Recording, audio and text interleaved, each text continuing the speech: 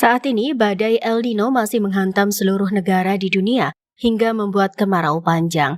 Sementara selama ini pemerintah selalu mengandalkan impor beras dari negara-negara penghasil beras seperti Vietnam dan India. Keduanya merupakan salah satu negara tetangga yang paling sering mengirimkan beras ke Indonesia. Anggota Komisi B DPRD Jawa Timur Agus Dono Wibawanto meminta pemerintah untuk membatasi impor dan menguatkan produktivitas dalam negeri. Agus Dono menyebut kemarau ekstrim membuat negara-negara tersebut akan mengurangi pasokan ke Indonesia untuk memenuhi kebutuhan dalam negerinya.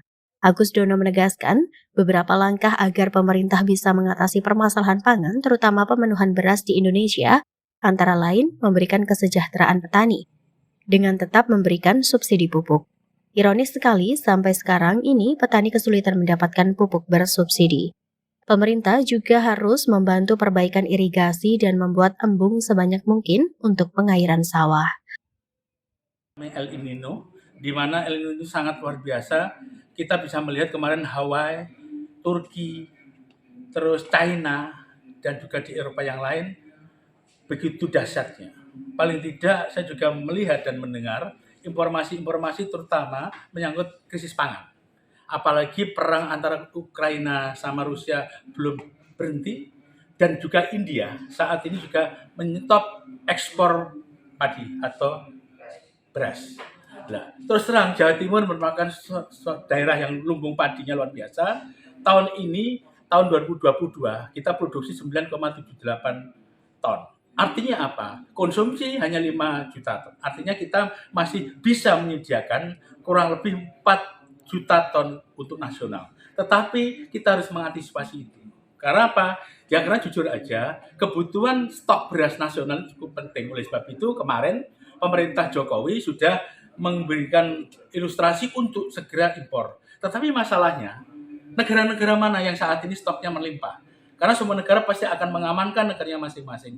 Ini yang harusnya dipikirkan sejak awal. Untuk itu saya mendorong pemerintah pusat maupun pemerintah provinsi segera mengantisipasi El Nino dengan cara apa? Memberikan anggaran-anggaran besar terutama di sektor pertanian dan turunannya. Agar apa? Agar kita tidak tergantung oleh luar negeri.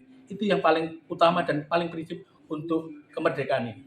Artinya program itu ditingkatkan adalah pembiayaan, anggaran. Harapan saya pemerintah pusat harus berani mengambil sikap politik anggaran untuk sektor pertanian dan turunannya. Dan Jawa Timur harus mengikuti seperti itu. Agar apa? Agar kita tidak tergantung oleh industri pertanian dari luar. Itulah salah satu. Yang kedua, harus ada diversifikasi usaha pertanian. Terus terang, tanah kita akan subur.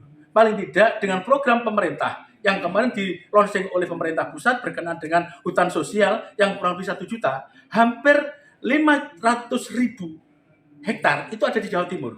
Nah ini sebetulnya peluang Jawa Timur untuk juga membackup kegiatan proses itu. Cuma saya berharap kepada pemerintah pusat juga jangan hanya dibagi lahannya, tapi anggarannya harus diturunkan di Jawa Timur. Dengan begitu nantinya pemerintah provinsi juga menambahkan anggaran itu, dan pemerintah tingkat 2 juga menambahkan. Dengan begitu nantinya Jawa Timur akan meningkat sektor pertanian dan turunannya. Karena apa? Ada anggaran. Kuncinya di anggaran sebetulnya ini.